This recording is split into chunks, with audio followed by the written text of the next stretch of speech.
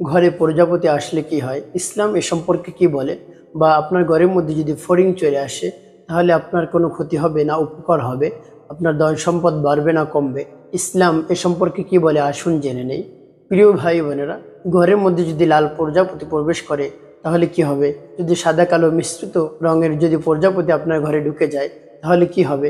ঘরে প্রজাপতি ঢুকে যদি মারা যায় তাহলে কি হবে? যদি আপনার ঘরে প্রজাপতি ঢুকে আর আপনি যদি বের করে দেন তাহলে কি হবে? আপনার ঘরে যদি প্রজাপতি আসে, আপনি যদি প্রজাপতিটা ধরে ফেলেন, এই ধরার পর যদি মারা যায় তাহলে কি হবে? ইসলাম এ সম্পর্কে কি বলে আসুন জেনে নেই। এই বিষয়ে জানতে হলে ভিডিওটি না টেনে শেষ পর্যন্ত মনোযোগ সহকারে দেখতে থাকুন। প্রিয় ভাই বোনেরা, আপনার ঘরে যদি লাল রঙের প্রজাপতি চলে আসে তাহলে কি হবে? অনেকের অনেক ধরনের ধারণা রয়েছে, অনেক বিশ্বাস রয়েছে। যদি কাহারো ঘরে লাল রঙের ফড়িং চলে আসে তাহলে ওই ঘরে যদি যুবক যুবতী থাকে তাদের অতি দ্রুত বিবাহ শাদী হবে। ওই লাল রঙের প্রজাপতিটা কেমন যেন বিবাহের একটি সংবাদ নিয়ে আসছে। বা আপনার ঘরের মধ্যে যদি সাদা কালো মিশ্রিত সুসজ্জিত যদি আপনার ঘরে একটি প্রজাপতি চলে আসে তাহলে অনেক সময় ধারণা করা হয় সে অঢেল সম্পদের মালিক হবে, তার সম্পদ বেড়ে যাবে, ব্যবসা বাণিজ্যের মধ্যে উন্নতি হবে এবং চাকরি বাকরির মধ্যে পদোন্নতি হবে, এটা অনেক সময় মনে করে। আর ঘরের মধ্যে ফড়িং এসে যদি মারা যায় তাহলে অনেক সময় অকল্যাণ হতে পারে, ক্ষতি হতে পারে, এটা ধারণা রয়েছে, এটা বিশ্বাস রয়েছে। আর আমরা অনেকেই ভেবে থাকি ঘরের মধ্যে যদি ফড়িং আসে বা আপনার ফড়িং যদি আপনি ধরেন তারপরে যদি মারা যায় তাহলে অনেক সময় মনে করে থাকি অমঙ্গল হবে বা অকল্যাণকর কোনো জিনিস হবে, আপনার কোনো ক্ষতি হতে পারে। তাই এ ব্যাপারে ইসলাম কি বলে, ইসলামের সুস্পষ্ট এর সমাধান কি? প্রিয় ভাই বোনেরা, আমরা যদি পবিত্র কোরআনের সূরা কমরের 49 নং আয়াত দেখি, আল্লাহ রাব্বুল আলামিন বলেন, ইন্না কুল্লা শাইইন খালাকনাহু বিকদর। আল্লাহ রাব্বুল আলামিন বলেন, আমি প্রত্যেক জিনিসকেই সৃষ্টি করেছি পরিমিতভাবে।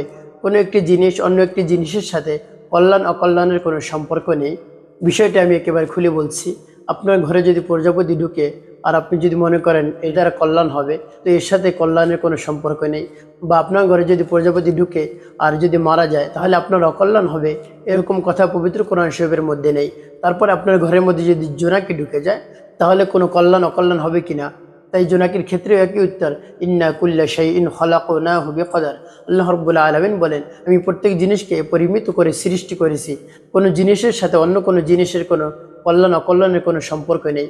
অর্থাৎ আল্লাহ রাব্বুল আলামিন যা চাইবেন সেটাই হবে। সকল শক্তির উৎস হল আল্লাহ রাব্বুল আলামিন, তাই তার শক্তির উপরে কাহার শক্তি নেই। আল্লাহ রাব্বুল আলামিন বলেন, ইন্নাল্লাহা আলা কুল্লি শাইইন কাদির, নিশ্চয়ই আমি সবচেয়ে শক্তিবান, শক্তিশালী। তাই আল্লাহ রাব্বুল আলামিন যা বলেন যা করেন সেটাই হয়। তাই আপনার যদি এই ধারণাগুলো থাকে ঘরে লাল প্রজাপতি ঢুকলে তাড়াতাড়ি বিবাহ শাদী হবে, বা সাদা প্রজাপতি ঢুকলে আপনি অঢেল সম্পদের মালিক হবেন, বা প্রজাপতি ঢুকে মারা যায় তাহলে আপনার অকল্যাণ হবে, ক্ষতি হবে, এরকম ধারণা বা এরকম বিশ্বাসের কোনো ভিত্তি ইসলামে নেই। তাই আপনি যদি এরকম ধারণা করেন তাহলে এই ধারণাগুলো করা হলো শিরকি। এই শিরিক থেকে আমাদের অবশ্যই ফিরে আসতে হবে। নাহলে আল্লাহ রাব্বুল আলামিন পবিত্র কোরআন শরীফের মধ্যে বলেছেন, ইন্না শিরকা লাযুলমুন আযীম, নিশ্চয়ই শিরিক হলো মহাজুলুম, মহাজুলুম, মারাত্মক অপরাধ। তাই এরকম ধারণা থেকে আপনাকে অবশ্যই ফিরে আসতে হবে। তাহলে আল্লাহ রাব্বুল আলামিন আপনাকে কল্যাণ দান করুন।